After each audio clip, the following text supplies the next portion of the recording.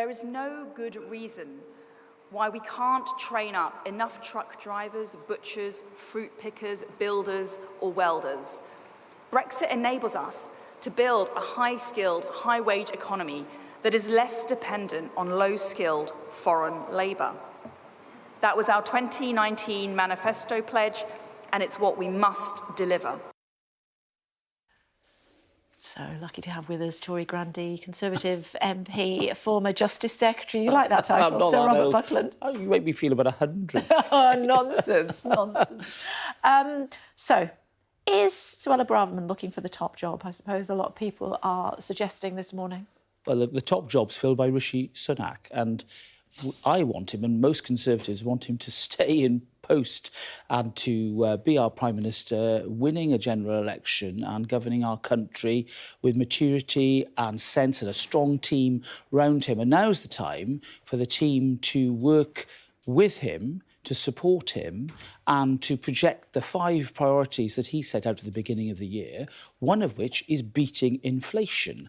One of the ways you beat inflation is by dealing with those food prices that you're talking about on the show today. And that's why I thought the remarks yesterday of the Home Secretary were interesting.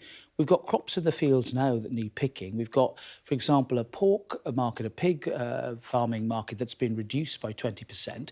What does that do to prices? It rises food prices. We need to be doing everything we can to bear down on inflation. And that includes supporting our farming industry and allowing them to get on with picking and rearing the crops and products that they're famous for. How should we interpret you saying her remarks were interesting? Well, look, I don't think it's any surprise that the Home Secretary wants to project a tough image on immigration. I think what is more important is how realistic we can be. So let's take those figures on lawful migration. We include students in those figures. Why do we do that?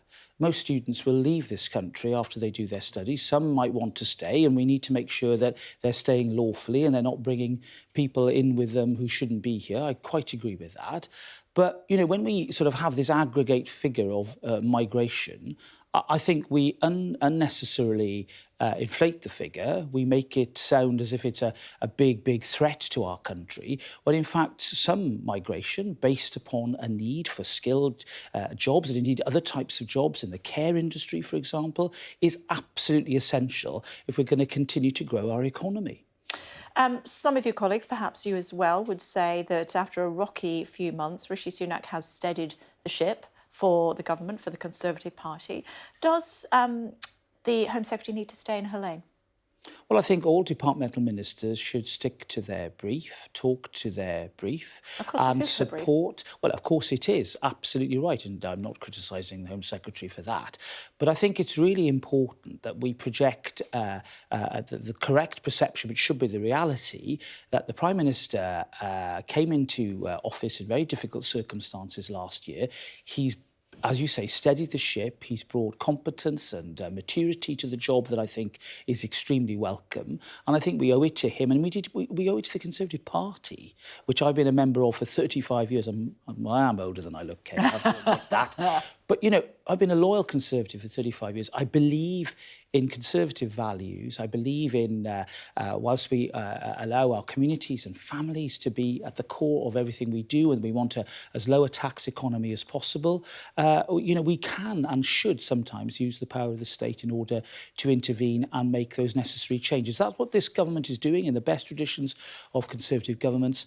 And I think it deserves our support. And as we get to that election season, it's vital that we all cleave together, because the alternative, believe you me, will be far worse. OK, so are we saying that comments from Suella Braverman and others and breakaway conferences down on the South Coast at the weekend are in danger of rocking the boat? Well, look, I think the public want to hear a very clear and consistent message from the government. They want to be reassured that doesn't seem to be happening if you read the papers this morning. I mean, look, I think on one level, having a lively policy debate shows that we're not just talking about personalities, we're actually talking about issues that will very often matter to people out there, which I think is a healthy thing. But at the same time, I think we all, particularly ministers, all owe the government and owe that sense of collective responsibility to be disciplined, to be very clear about the priorities that the Prime Minister has set out, and to work towards what we believe would be a Conservative government that would act in the national interest. That's what we want the next 5 years after the election to be, and I think everybody needs to bear that in mind when entering the debate. OK, you are a man of diplomacy, as we know, often on the programme. Are you just telling her to shut up? Look, I'm saying to the Home Secretary that she's got a big job to do. I know she wants to do it. I think getting on and doing that job is exactly where she needs to be. And, you know, the conference of the Conservative Party, there are two conferences. There's the Spring Forum, which we've just had, and then there's the Conservative Party conference in the autumn. That's the platform through which we should be projecting our views and values. Yeah, so she should shut up, is what you're saying. Well, let's concentrate on the job, and we have, as I say, scheduled conferences which can be used by senior members of the government. I'm going to take that as a yes. Project their message. Got it. I've got it. As far as the Prime Minister is concerned, heading to Iceland later on, the rotating presidency of the Council for Europe, what sort of reception do you think he might get there? Well, I think he's going to get a good reception because I think he's going there with some substance and ideas about how, for example, to reform one aspect of the court procedure, this so-called Rule 39 procedure that has caused some issue with regard to the Rwanda policy, and to engage positively with our colleagues in the Council of Europe about, guess what, migration, Kay. Because I've been saying for ages, banging on about this for ages, that the only way that we're going to sort out the small boats and illegal migration issue is for concerted agreement at a European level so that everybody is taking their fair share and dealing with this, what is an international crisis, rather than something that can just be done here at home. Yeah, but we don't have enough people to do the jobs, do we? I mean, we're going full circle. Yeah. And that surely means that we should be looking at allowing some Europeans who used to come previously to be able to come into the United Kingdom in order to do those jobs that it would appear that British people don't want to do. Yeah, and look, I want more British people to work. I'm working on particular issues relating to economic inactivity to help the government.